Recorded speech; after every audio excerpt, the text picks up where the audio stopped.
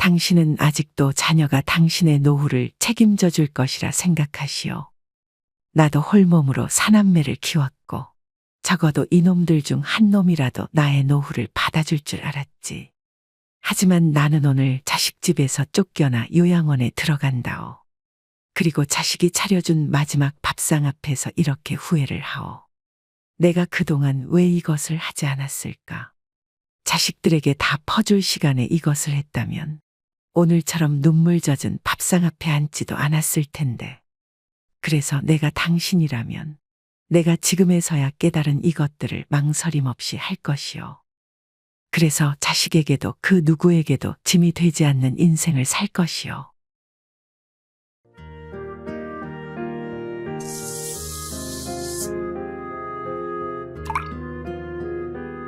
안녕하세요. 노인을 위한 나라는 있다. 노나입니다. 손자와 손녀를 돌봐주느라 일정을 변경하는 부모. 자식에게 재산 물려주고 용돈 다 쓰는 부모. 내 집 팔아서 자식 아파트 평수 늘려주는 부모. 어느 교수는 이런 부모를 인생의 3대 바보라고 합니다. 그런데 자식 사랑하는 마음을 덜어 바보라고 하니 듣는 부모 입장에선 억장이 무너집니다. 하지만 우리를 더 서글프게 하는 건 냉정하게 현실을 바라보니 이것이 틀린 말이 아니라는 것입니다. 그래서 어쩌면 맞는 말이기에 더 속이 상하는 말이죠. 그도 그럴 것이 오늘날은 핵가족화가 급속히 진행되면서 노인들이 노후를 보장받지 못하게 되었습니다. 예전의 노인들은 대가족이 모여 사는 따뜻한 가정 안에서 노후를 보냈지만 오늘날 노인들은 직장 다니느라 바쁜 자식들에게 자신의 노후까지 책임져 주기를 바라기는 어렵게 되었습니다. 더구나 저출산 고령화 시대를 맞아 노인 인구는 급증하는데 사회적 시스템은 이에 적절히 대응하지 못하고 있으며 자식들의 사고도 노부모와 한 집에서 살기를 원하지 않는 방향으로 변했습니다. 그렇게 자식이 부모를 봉양하고 부모가 자식에게 의존하던 시대는 지나갔습니다. 따라서 오늘날의 부모의 도리는 부모의 위치에서 건강하게 잘 사는 것이며 자식의 도리 또한 자식의 위치에서 행복하게 잘 사는 것으로 바뀌었습니다. 그렇기 때문에 우리는 이제 스스로가 미리미리 노후를 준비하지 않는다면 아름답고 여유로운 여생이 아니라 자식에게 짐이 되는 비참한 인생말로를 보내게 될 수도 있습니다. 그렇다면 온통 고군분투와 희생으로 얼룩진 우리의 인생이 조용한 밤 혼자서 눈물로 고단한 하루의 끝을 보냈던 우리의 인생의 말로가 적어도 해질녘 따스한 바람 부는 황금들판을 거니는 화사한 보람까지는 바라지 않더라도 내가 누구의 짐덩어리가 아니라 내가 나답게 내 인생을 결정할 수 있는 노후를 맞이하기 위해선 무엇을 어떻게 해야 할까요? 저희가 자주 면회도 가고 할 테니까 너무 걱정 마세요. 무슨 일 생기면 꼭 연락하세요. 아셨죠? 나는 괜찮다. 요즘은 요양원도 잘 되어 있다고 하더라고. 오늘은 박신의 시어머니가 요양원에 가는 날입니다. 그래서 오늘 아침 밥상은 특별히 따뜻한 국과 밥, 그리고 시어머니께서 좋아하시는 반찬으로 차렸습니다. 시어머니는 치매와 파킨슨병으로 몸이 좋지 않으십니다. 아마도 홀몸으로 사남매를 키우느라 고생을 하신 탓이겠죠. 할머니는 5년 전 갑자기 병세가 악화되셨습니다. 그리고 자식집을 전전하시다 그나마 제일 사정이 괜찮은 둘째 아들의 집에서 지내게 되셨습니다. 물론 둘째 며느리 박 씨는 달갑지 않았지만 방법이 없었죠. 하지만 박 씨는 올해 고3 딸에 재수하는 아들까지 있어서 시어머니 곁을 계속 지킬 수가 없었습니다. 직장 생활하는 남편은 말할 것도 없었습니다. 박 씨는 한숨을 쉬며 이렇게 말합니다. 시어머니를 모시는 것이 어쩔 땐 정말 너무 짐이 되었어요. 저라고 왜 쉬고 싶을 때가 없었겠어요? 하지만 수험생 아이들의 시어머니 때문에 한시도 쉴 틈이 없었죠. 그리고 제가 정신줄을 놓고 싶을 정도로 바쁜 날에는 정말 어디 올라가서 뛰어내리고 싶었다니까요. 박 씨는 그러다가도 성품이 유하신 시어머니께서 미안해하시며 흘리는 눈물 앞에서 그래, 내가 힘들어도 모셔야지 이렇게 마음을 다잡았다고 합니다.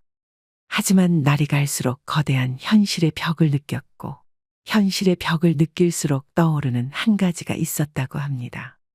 노인 요양원. 처음엔 감히 생각지도 못했지만 도저히 박 씨 혼자서 치매든 시어머니를 감당할 수 없었기에 떠오른 현실적인 대안이었습니다. 그래서 사남매 내외가 모여 상의를 했고 결국 매달 십시일반 돈을 걷어서 부담하기로 하고 어머니를 요양원으로 보내기로 하였습니다.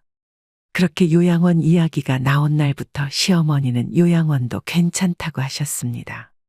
박 씨는 내심 마음이 쓰라렸지만 그래도 자주 요양원에 어머님을 뵈러 가면 된다고 그렇게 애써 마음을 먹어봅니다. 그렇게 식사가 끝난 시어머니를 데리고 마지막으로 목욕을 시켜드리는 박 씨입니다. 기분 탓인지 시어머니는 오늘따라 연세보다 훨씬 늙어 보입니다. 정정하게 며느리들 시집살이 시키시던 모습은 어디로 갔는지 모르겠습니다. 목욕을 받던 어머니께서는 고맙다며 손을 잡으십니다. 박 씨는 자기도 모르게 얼굴을 돌립니다.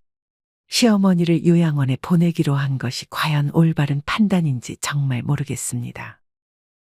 요즘 30에서 40대 자식들 사이에는 배우자에게 노후 준비가 필요한 부모가 있을 경우 결혼을 해야 할지에 대해 고민하는 글들이 인터넷에 많이 올라옵니다. 그리고 결혼 생활 중 가장 힘든 것이 부모님 리스크라는 표현까지 있죠. 요즘 자식은 키워놓으면 알아서 부모 봉양했던 옛날과는 다릅니다. 돈이 있어야 부모 체면도 서고 자식한테 짐이 되지 않아야 부모 대접도 받을 수 있는 무서운 세상입니다. 그래도 이런 부모님 처지를 이해하는 일부 기특한 자식들은 이런 부모님의 노후 준비 비용까지 고민하기도 합니다. 아래는 그들이 부모님들의 노후를 위해 뽑은 목록입니다. 첫째, 부모님이 오래 사실 때 사용할 노후 생활비. 둘째, 환갑과 칠순, 팔순 등 각종 행사를 위한 비용. 셋째, 부모님 댁의 가전과 가구 등 생필품 구입 비용. 넷째, 반복되는 긴급 의료 비용. 다섯째, 큰 병에 걸리셨을 때 사용되는 의료비. 여섯째, 혹시나 장기간 간병 시에 들어갈 간병비. 일곱째, 마지막 의료비와 장례비용. 여덟째, 사후 정리비용. 하지만 요즘 월급쟁이 벌이로 자기 생활비를 빼서 부모님의 노후까지 챙기기란 거의 불가능에 가깝지요. 부모님 생일이나 명절 또는 무슨 일 있을 때 용돈을 드리는 것까지는 어렵지 않으나 자식이 매달 부모님 생활비를 고정적으로 지원해 주는 건 불가능합니다. 우리가 노후에 매년 꼭 필요한 생활비부터 계산해 보면 다음과 같은데요. 먼저 50대 이상 연령자들은 한 달에 필요한 노후 생활비로 부부 가구는 267만 원, 1인 가구는 164만 원이 필요하다고 답변했습니다.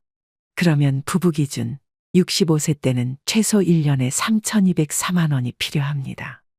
그리고 물가 상승률에 맞춰 매년 2.5%씩 생활비가 늘어나기 때문에 66세 때 3,284만 원, 67세 때는 3,364만 원이 필요합니다. 그리고 이 방식으로 계속 계산해 나가면 30년 뒤 94세의 1년 생활비로는 약 7천만 원이 필요합니다. 그리고 일부에서는 이 금액을 산술적으로 계산해서 평균 수명까지 노후 자금으로 6억에서 10억이 필요하다고 주장하기도 합니다. 그러나 50세 이후 수입의 가장 기본적인 영역은 국민연금입니다. 이것도 젊은 시절부터 30년 이상 납부하여 퇴직연금과 개인연금까지 포함하는 삼중연금을 준비해야 어느 정도 적정 생활비 마련이 가능한 것이 현실인데요. 물론 이것은 병원비와 간병비 등 예측하지 못한 지출이나 노후의 취미생활과 여행 비용을 제외한 생활 필수 지출 비용만을 이야기한 것입니다. 하지만 노후 준비 실태조사를 해보면 노후 자금은 국민연금밖에 없다는 사람들의 비율이 가장 높았고 그마저도 준비되어 있지 않은 사람들도 상당수였으며 자녀들 출가시키고 나니 평생 모은 재산이 집 한 채뿐이라는 사람들도 많았고 심지어 이마저도 없다는 사람들도 부지기수였습니다. 그리고 부모와 자식 간의 노후에 대한 생각도 달랐습니다. 한림대학교 연구팀이 65세 이상 노인 1,800명을 대상으로 조사한 결과에 따르면 우리나라 노인들은 대부분 나의 노후는 자식이 돌봐주겠지라고 생각하고 있었다고 합니다. 또한 노인분들 중 아들의 선호도는 77.9%였으며 아들이 부모를 책임져야 한다는 87.4%로 나타났다고 합니다. 이 사실로 미루어 보면 노인분들은 아들이 자신의 노후를 맡아주었으면 하는 생각이 많다는 걸 알 수 있죠. 반면 30대와 40대에게도 같은 질문을 해본 결과 아들을 원하는 사람은 55.9%, 자녀가 부모를 책임져야 한다는 생각은 56.8%로 자식에 대한 기대감은 크게 줄어들었습니다. 또한 장남이 부모를 모셔야 하는가에 대해서도 72.8%가 그렇지 않다고 답하여 노인들과는 많은 시각 차이를 드러냈다고 합니다. 그래서 바로 이런 시각차 때문에 자식들은 부모 부양에 대한 부담감으로, 노인분들은 자식에 대한 불만으로 노후의 고독과 불안감에 시달리는 것으로 분석된다는 이야기도 있었습니다. 그도 그럴 것이 고도 성장의 혜택을 누리면서 지독한 가난을 극복한 우리 노인 세대는 그동안 사회의 중추적인 존재였습니다. 그리고 대부분 농촌에서 태어나 도시로 이주해서 젊음을 보내왔죠. 때문에 유교적 전통을 이어받은 부모 세대는 자식이 부모를 부양해야 한다는 사고를 갖게 되었으며 자식의 교육과 성공을 위해서 정작 본인의 노후는 생각지 않았습니다. 그래서 요즘 나온 말이 셀프 부양입니다. 즉, 자신의 노후는 자신이 스스로 책임을 진다는 말입니다. 하지만 평균 수명의 연장으로 노후 생활은 평균 30에서 40년 이상이며 수면과 식사 같은 일상생활에 꼭 필요한 시간을 제외한 나머지 여가 시간은 무려 10만 시간 정도가 된다고 합니다. 이것은 25세부터 60세까지 35년 동안 매일 8시간씩 일한 사람의 노동시간과 비슷한 수준인데요. 한마디로 이것은 우리가 은퇴를 하게 되면 남는 게 시간이라는 뜻이겠죠. 그렇다면 이 시간 동안 우리는 우리의 노후를 어떻게 대비해야 할까요? 어떻게 해야 자식과 가족에게 짐이 되지 않고 당당하고 즐겁게 여생을 즐길 수 있을까요? 첫 번째, 경제적으로 자립해 보세요. 우선 이르라는 목적을 분명히 할 필요가 있는데요. 노후에 주어진 시간을 알차게 보내고 소소하게 돈벌이가 되면 이것으로 만족할 것인지, 아니면 이미 나이는 들었고 수중에 돈은 없는데 당장 생활비가 필요한 것인지가 그것입니다. 전자로 노후의 시간을 알차게 보내기 위함이라면 프리랜서로 자유롭게 일할 수 있고, 후자라면 전일제 고정직에 취업하는 것이 도움이 될 것입니다. 고용노동부 등 정부 부처나 지자체, 공공기관 홈페이지, 50플러스 센터, 시니어 클럽, 전직지원센터에서는 중장년 일자리 및 창업 관련 자료들을 제공하고 있으며 이곳에서 공공일자리 채용 정보도 게시한다고 합니다. 그리고 매년 연말이 가까워지면 다음 해의 예산과 사업 계획에 맞춰서 지자체마다 일자리 지원자를 모집하는 공고가 뜬다고 합니다. 그리하여 원하시는 분들께서는 꼼꼼하게 공고를 확인하시고 일정에 맞춰서 자신에게 해당되는 분야와 흥미있는 분야의 지원서를 내시면 되는데요. 이때 상담과 면접을 통해 적합한 일자리를 제공받을 수 있다고 합니다. 이러한 공공일자리는 진입장벽이 낮고 고도의 기술이 필요 없어서 채용 조건이 까다롭지 않은 것이 장점이라고 합니다. 그리고 좋아하고 잘하는 일로 소소한 돈벌이를 원하는 은퇴자라면 즐기던 취미를 돈벌이로 발전시키거나 직장에서의 기술을 활용하여 은퇴 후 일을 찾으실 수 있습니다. 그리하여 나의 노하우로 오프라인 강의를 하거나 인터넷 온라인 강의를 통해 수익을 올릴 수도 있는데요. 하지만 처음에는 수입이 없을 수도 있다고 합니다. 그래서 남는 시간엔 관련된 자격증도 따고 전문 지식을 보완하면 소소한 돈벌이의 기회가 생길 수도 있다고 합니다.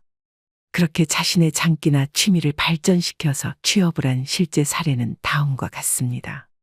농수산물 손해평가사 국가자격증은 50대와 60대의 합격률이 높아서 중장년층에게 인기가 있습니다. 평소에 캠핑과 여행을 좋아하던 이 씨는 이 자격증을 취득하여 수해나 폭설로 재해를 입은 현장을 조사하러 다닙니다. 자신에게 딱 맞는 일이라 만족도가 무척이나 높다고 하시는데요. 자격증 취득을 위해 1년 정도 집중적인 노력을 기울였으며 실무 교육을 마치고 협회에 등록하여 업무를 배정받는 형식으로 일을 하고 계시다고 합니다. 또한 서울 시민기자로 활동하고 있는 최 씨의 경우는 독서를 취미로 즐겼었는데 나이 들어 글쓰기를 시작하여 시민기자에 지원을 하셨습니다. 평소에도 동네 공원 산책을 좋아했는데 이제는 시민기자로 서울 시내 곳곳을 다니며 기사를 쓰고 은퇴 생활도 즐긴다고 하는데요. 서울 외에도 지자체마다 블로그 기자단이나 시민 기자제도를 운영하기 때문에 지자체의 명소나 행사를 취재하여 기사를 써서 채택되면 소정의 원고료도 받게 된다고 합니다. 그리고 올해 83세 김씨 할머니는 꽃차 교육을 받은 후 꽃차 소믈리에 자격증을 취득하셨습니다. 그리고 나서 할머니 집으로 꽃차 체험을 하러 온 관광객들을 위한 프로그램을 운영하십니다. 관광객들은 2만 원을 내면 할머니 집의 거실에서 할머니가 가꾼 차밭을 감상할 수 있는데요. 이때 할머니가 직접 키운 꽃으로 만든 꽃차를 마시며 담소를 나눌 수 있다고 합니다. 또한 차와 함께 곁들이는 색색의 구절판 다식은 눈도 마음도 즐겁게 해줍니다. 그래서 이곳에 다녀간 이들은 하나같이 따뜻한 시간이었다고 입을 모은다고 하죠. 김씨 할머니께서 차방을 운영하게 된 계기는 80세가 되었을 무렵. 죽는 것에 대한 두려움은 없지만 살아있는 동안에는 내가 나를 잃지 않는 상태로 살고 싶으셨다고 합니다. 그런데 나이 들면서 제일 부족한 것이 사람들과의 소통이었다고. 또한 만나는 사람들도 제한적이라 하루 종일 고작 서너 마디 할 때가 많았다고 합니다. 그래서 계속 이렇게 혼자만 있다가는 진짜로 치매에 걸릴 것 같아서 이 일을 시작했다고 하십니다. 그런데 가게를 연 지금은 20대 중후반부터 70대까지 다양한 연령층의 사람들이 찾아와 매일매일이 색달라서 인생이 재미있다고 하십니다. 두 번째, 육체적으로 자립해 보세요. 50년 이상을 살아온 우리의 몸은 더 이상 20대의 몸과 같지 않습니다. 그래서 누구보다 운동이 필요한 나이이지만 그렇다고 젊었던 시절처럼 높은 강도로 운동을 할 수도 없지요. 그래서 의학 전문가들은 이렇게 말합니다. 50대부터는 이전보다는 덜 뛰면서 관절에 충격이 적은 운동을 하는 것이 좋다고 말입니다. 그래서 추천하는 것이 바로 걷기입니다. 사실 많은 노인분들께서 운동을 부담스러워하는 것이 사실입니다. 그도 그럴 것이 당장 몸이 아프고 괴로운데 이걸 이겨내고 움직이기란 참으로 힘든 일입니다. 그리고 젊어서는 그토록 고생해서 몸을 움직였으니 이제 쉬고 싶은 마음이 드는 것도 당연할 것입니다. 하지만 많은 의학 전문가들과 매체들은 우리에게 운동하기를 종용하죠. 하지만 걷는 것은 하루 중 잠깐의 시간으로도 가능하며 그리 힘들거나 어려운 운동이 아닌 것이 장점입니다. 그리고 여행을 겸할 수도 있어 재미까지 있죠. 다음은 걸어서 병을 이겨낸 어느 노인분의 일기입니다. 여러분들께서도 한번 참고하시면 좋을 것 같아서 들려드리겠습니다. 내 병은 내가 고친다는 생각으로 열심히 걸었다. 그제도, 어제도, 오늘도 새벽 운동을 했다. 예전 컨디션을 찾은 느낌이다. 기분도 좋다. 무엇보다 잃어버렸던 밥맛을 찾았다. 못 먹으면 죽는다. 무조건 잘 먹어야 한다. 아프면 입맛부터 떨어진다. 운동을 하면 밥맛도 좋아진다. 과격한 운동을 하지 않아도 된다. 걷는 것만으로도 충분하다. 15년 넘게 고생하던 두통까지 좋아졌다. 병원에서는 MRI나 CT 등 각종 검사를 다 했지만 이상이 없다고 했다. 그래서 시작한 게 걷기다. 6개월 정도 계속 걸었더니 효과가 나타났다. 잠도 잘 오고 두통도 사라졌다. 자연치료 요법이라고 할 수 있었다. 새벽 6시쯤 나갔다가 7시 40분쯤 들어온다. 이때 평균 8km가량 걷는다. 누우면 죽고 일어서면 산다. 보약이 따로 없다. 세 번째, 잘 먹고 잘 싸자. 아무리 잘 먹어도 잘 싸지 못하면 병이 오기 마련입니다. 여러분들께서는 잘 나오던 편이 어느 날 갑자기 더디 나와서 당황하신 경험은 없으신가요? 연한 음식이나 섬유질 많은 음식 또는 변비에 좋다는 각종 음식이나 건강기능식품을 드셔도 전혀 효과가 없고 적당한 운동을 해보아도 변을 보지 못해 아랫배는 항상 더부룩하시지는 않으셨나요? 저 역시 40 중반의 급성 치질로 인한 변비로 크게 고생한 적이 있었는데요. 당시엔 술을 잘하지는 못하지만 즐기기는 해서 밤에 맥주를 한 캔씩 마시는 게 낙이었었죠. 그러던 어느 날 갑자기 혈변을 보고는 놀라서 병원에 간 적이 있었습니다. 그랬더니 뇌치질이라며 항문 내벽에 혹이 생겼다는 것이었습니다. 하루에도 몇 번씩 화장실에 가서 시원하게 볼일을 보며 살던 저에게 치질로 인한 변비는 크나큰 충격과 고통이었습니다. 매일 화장실에서 1시간 동안 병과 사투를 벌여야 했으며 그때마다 변기는 온통 피로 검붉게 물들었습니다. 또한 혈변을 본 대가로 항문에 통증을 얻어서 잠을 설쳤지요. 그래서 도저히 생활이 불가능하여 뇌치질 수술을 받게 되었습니다. 지금이야 간단한 시술로 끝나는 작업이지만 당시에는 정식으로 수술을 해야 했습니다. 어찌나 아팠던지 저는 그 충격으로 술을 끊게 되었죠. 그도 그럴 것이 술을 조금만 마셔도 증상이 재발하고는 했으니까요. 또한 제 지인 중에는 선식을 한다고 한동안 바나나만 먹었다가 그 뒤로 장무력증이 와서 변을 못 보게 되신 분도 있습니다. 슈퍼푸드도 드셨지만 효과가 없었고 항상 더부룩한 상태로 지내셨지요. 그래서 최근에는 가루로 된 프리바이오틱스를 드시면서 드디어 변을 보게 되셨는데 물론 조금 먹어서는 전혀 효과가 없고 아침 공복에 한 번에 밥숟가락으로 4큰술 이상을 떠서 물에 타서 드신다고 합니다. 이처럼 변비 증세가 심각하신 분들은 병원과 건강식품의 도움을 받는 것이 좋으며 요즘은 유산균 제품이 잘 나와 있어서 이에 대한 도움을 받는 것도 좋습니다.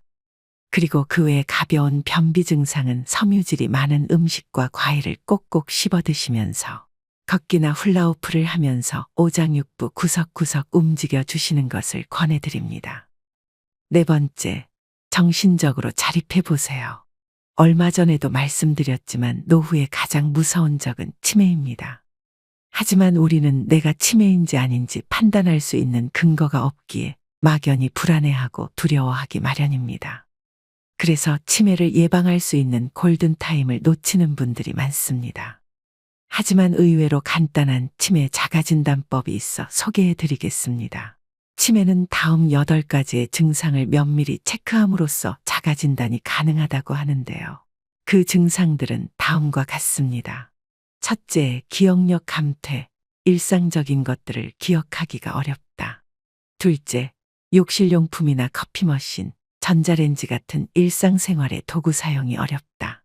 셋째, 말을 잘 못하거나 말이 더뎌지는 언어장애를 느낀다.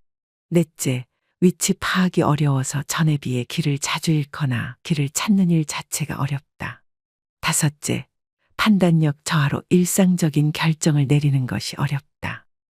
여섯째, 집중력 감퇴로 일상적인 일에 집중하기 어렵다. 일곱째, 얼굴과 색상 또는 물체를 인식하는 것이 어렵다. 여덟째, 사고력 감퇴로 문제를 해결하거나 추론하는 것이 어렵다. 어떠신가요? 여러분들께서 혹시 이 중 2가지에서 3가지 이상이 해당되신다면 확실히 치매인자가 있는 것이니 치매 조기 치료에 적극적으로 고민을 해보시는 것을 권해드립니다. 하지만 아직 치매에 대한 치유법은 개발되지 않았기에 우리는 치매를 예방을 하는 것이 최선인데요. 그렇기 때문에 생활 습관을 바꾸고 식습관을 건강하게 가져가는 것이 좋습니다. 하지만 그렇다고 대단한 것을 해야 할 필요는 없으니 너무 부담감을 느끼실 필요는 없습니다. 먼저 쉽게 할 수 있는 생활 습관으로는 음식을 꼭꼭 씹어 먹는 것입니다. 음식을 씹으면 그것만으로도 우리의 혈관 속 혈류량을 증가시켜 이것이 뇌의 활성화를 일으킵니다. 같은 이유로 껌을 자주 씹는 것도 도움이 될 수 있다고 합니다. 그리고 일기를 쓰는 것도 치매에 좋다고 합니다. 왜냐하면 치매 환자는 한 가지 특징이 있는데 치매 초기에는 장기 기억은 기억할 수 있지만 단기 기억을 회상하는 데는 어려움을 겪는다고 합니다. 그래서 이를 예방하려면 매일 일기를 쓰는 것이 좋습니다. 일기를 쓰면 우리 뇌에 있는 기억 중추기관 해마를 자극하고 해마가 퇴화되는 것을 방지하며 심지어 해마의 기능을 향상시킬 수도 있다고 합니다. 그리고 치매에는 새로운 것을 시도하면서 머리를 많이 쓰는 생활 습관을 들이시는 것도 매우 좋습니다. 그만큼 우리의 뇌는 지속적인 자극을 원합니다. 치매 예방에는 사회 활동에 적극적으로 참여하는 것이 제일 좋다고 하는데요. 그것은 앞서 소개해드린 찻집을 운영하시는 83세 할머니처럼 다양한 연령의 여러 사람들과 자주 만나 어울리는 것이 치매 예방에 큰 도움이 된다고 합니다. 그렇게 사람들을 만나고 대화하고 다양한 사회 활동을 함께하면 뇌가 자극됩니다. 반대로 집에 혼자 있는 것은 치매로 가는 지름길일 수 있습니다. 하지만 거동이 불편하시거나 피치 못한 사정으로 외부 활동을 못하시는 분들도 많이 계실 것입니다. 그래서 오늘도 저희가 무료 나눔으로 여러분들의 노후를 돕고자 하는데요. 오늘은 보다 많은 총 50분께 무료 나눔을 드리려 합니다. 무료 나눔 품목은 저번에 한번 나눔해드린 적이 있는 데카르트 치매 예방 앱이랍니다. 나눔 정보를 뒤늦게 하시고 아쉬워하는 구독자분들도 많았던 터라 저희가 데카르트 회사 측에 추가로 무료 나눔을 요청하였고 데카르트 측에서도 흔쾌히 노인나라 구독자분들께 한 달 무료 이용을 지원해드리기로 하였습니다. 데카르트는 핸드폰 앱으로서 노후에 쓰지 않는 뇌를 간단한 퍼즐과 프로그램으로 활성화하여 뇌의 인지력 강화 및 뇌 건강에 도움을 줍니다. 데카르트에서는 치매는 충분히 예방할 수 있는 질환으로 보고 있으며 치매 예방이 가능한 유일한 시기인 경도인지 장애 시기를 골든타임으로 하여 이 프로그램으로 치매 예방을 하는 것을 목적으로 개발되었습니다. 그래서 현재 가톨릭 성모병원과 서초 치매 안심센터에서 치매 환자들이 쓰고 있으며 뿐만 아니라 병원을 찾는 초기 치매 환자들을 대상으로 제공되는 치매 예방 앱이라고 합니다. 그러하오니 여러분들께서도 이번 기회에 한번 써보시고 뇌운동을 해보시는 것을 추천드립니다. 무료 나눔 참여 방법은 노인나라 채널에 가입해 주신 후 댓글로 데카르트를 신청한다고 써주시면 되시며 그러면 저희가 일주일 후 추첨하여 당첨자를 커뮤니티로 공지하도록 하겠습니다. 그리고 꾸준히 찾아와 주시는 해외 동포 구독자님들께서도 이번 나눔 행사에 참여할 수 있으신데요. 당첨되신 동포분들은 커뮤니티 공지를 확인해 주시고 저희에게 이메일 주소를 적어주시면 이메일로 데카르트를 무료로 받으실 수 있는 링크를 보내드리도록 하겠습니다. 5번째, 고동력을 키워보세요. 이 말은 외로운 것을 견디라는 것이 아닙니다. 외롭지 않게 무엇이든 하시라는 뜻이죠. 제가 앞서 말씀드렸듯이 평균 수명 기준 퇴직 후 우리에게 주어진 시간은 평균 약 10만 시간입니다. 그것도 밥 먹고 가사노동을 하는 시간은 제외한 것입니다. 그래서 우리는 이 엄청나게 긴 후반 인생을 무엇하며 살아야 할지 준비해야 할 것입니다. 다행히 여건이 되어서 많은 사람들을 대하고 살아가면 좋겠지만 대부분의 우리 노인 세대는 그럴 기회를 맞지 못합니다. 그래서 우리는 혼자서도 잘 지내는 법을 터득해야 할 것입니다. 여기서 혼자서 잘 지내려면 단순히 외로움을 견디기보다 홀로 있는 시간을 즐기며 창의적으로 활용하는 방법을 익히고 발전해 나가는 것이죠. 그러려면 스스로 할 일이 있어야 하는데 그렇다면 우리 노인 세대들은 은퇴 후 어떤 일을 가장 많이 할까요? 2021년 실시한 국민 여가 활동 조사에 따르면 가장 많은 것이 등산, 원예, 반려동물 돌보기, 공부와 취미 활동이고 두 번째는 가족 친지들을 만나 담소를 나누는 것이며 세 번째는 사회 자원봉사와 스포츠 동아리 참여였습니다. 그 외 문화예술 참여 활동, 문화예술 관람 활동, 여행, 스포츠 관람이 있었습니다. 그렇게 여기까지 우리가 노후에 남에게 짐이 되지 않고 당당하게 여생을 사는 방법에 대해 알아보았는데요. 다음은 어느 노인의 일기장에서 발견한 아들에게 보내는 편지입니다. 아들아, 결혼할 때 부모 모시겠다는 여자 선택하지 마라. 너는 엄마랑 살고 싶겠지만 엄마는 이제 너를 벗어나 엄마가 아닌 나라는 인간으로 살고 싶다. 너는 엄마한테 효도하는 여자를 택하려 하지 마라. 너의 효도는 너 잘 사는 걸로 족하단다. 아들아, 네가 가정을 이룬 후 부모를 이용하지는 말아다오. 우리는 평생 너의 행복을 위해 애써온 부모란다. 너희 힘든 건 너희들이 알아서 살아다오. 늙은 나는 이제 좀 쉬면서 삶을 마감하게 해주려무나. 아들아, 우리가 원하는 건 너희들의 행복이란다. 그러니 너희도 늙은 부모의 행복을 침해하지 말아다오. 그리고 손자를 돌봐달라고 말하지 마라. 매일매일 보고 싶은 손자들이지만 늙어가는 나는 내 인생도 중요하더구나. 그렇습니다. 누구나의 인생은 피고 지는 꽃처럼 하나밖에 없는 목숨을 가지고 한 번뿐인 삶을 살다가 갑니다. 그런데 나로 태어나서 나를 위해 한번 살아보지도 못하고 살다가 그대로 임종을 맞이한다고 생각해 보시면 어떨까요? 그 후에는 실로 막심하지 않을까요? 우리는 이 세상에 아무것도 모르고 태어났고 커서는 사회와 어른들의 요구에 따라 가족, 자식을 위해 일을 하며 돈을 벌고 희생하여 왔습니다. 그렇기 때문에 자신만을 위한 삶을 살아야 하는 것. 이것은 우리의 단 한 번의 인생에서 선택이 아니라 필수라고 감히 말해봅니다. 또한 우리가 뭔가를 하려면 항상 돈이 있어야 한다고 생각하기 쉽지만 사실 돈이 없어도 할 수 있는 행복한 일들이 많이 있을 것입니다. 여러분들께서 만약 쓰고도 넘칠 만큼 돈이 있다면 무엇을 하시고 싶으신지요? 아마도 먹고 싶은 거 다 사드시고 가지고 싶으신 것 다 사서 가져도 보고 해외여행도 1등석을 타며 특급 호텔에서도 자보면서 정말 할 일이 많겠죠. 아마도 돈이 그렇게 많으면 지금 하는 일도 접을 것입니다. 그런데 산의 진미를 먹고 세계를 관광하는 것도 하루 이틀일 뿐 매일 해보면 그것도 지겨워서 항상 그렇게 놀 수는 없습니다. 10만 원짜리 코스 요리도 일주일만 연달아 먹어보면 질리니까요. 이것은 실제로 제가 목격한 경험담이지만 정말 알짜배기 부자들은 시골 밥상을 예약해서 드시는 분들도 많았습니다. 겨울에 자연에서 익은 시원한 김장김치에 고등어 넣고 푹 끓인 고등어찌개. 이런 것들을 찾아서 일부러 손맛 좋은 시골 식당을 예약해서 가기도 합니다. 하지만 이런 건 우리가 평소에 먹는 것입니다. 부러울 게 전혀 없지요. 물론 먹어보고 싶은 것 다 먹어본 후에 돌고 돌아서 평범한 밥상을 찾는 것이랑 평범한 밥상 외에는 먹을 수가 없어서 계속 먹던 것만 먹는 것은 다를 수 있습니다. 결과적으로는 같지만 과정이 다르기에 다르다고 생각할 수도 있다는 말이죠. 하지만 그렇다면 이것은 어떨까요? 요즘 미국 일부 사람들에게는 한국 음식들이 건강 음식으로 각광을 받고 있다고 합니다.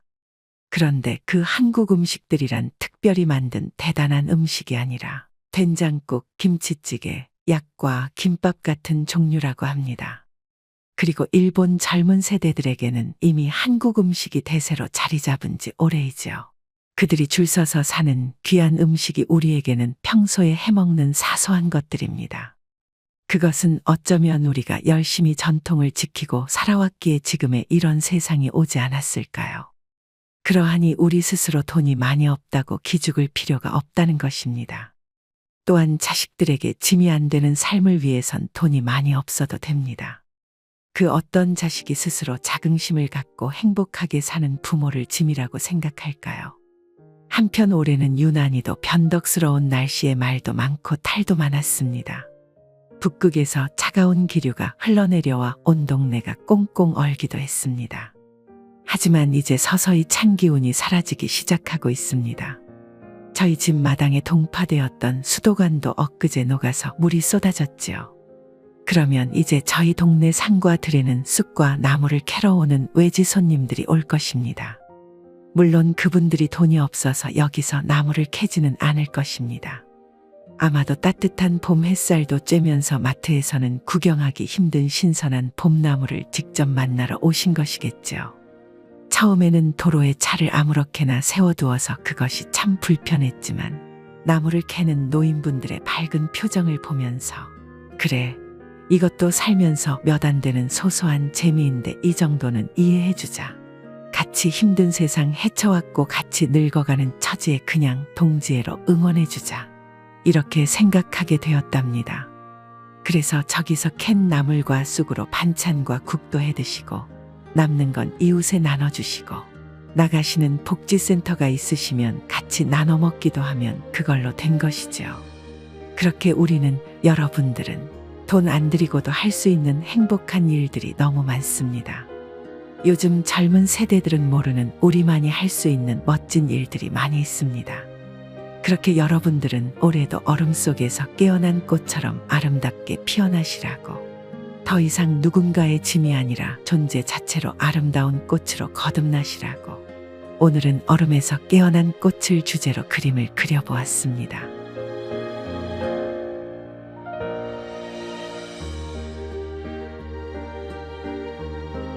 그럼 여기까지 노인을 위한 나라는 있다. 노나였습니다. 시청해 주셔서 감사합니다.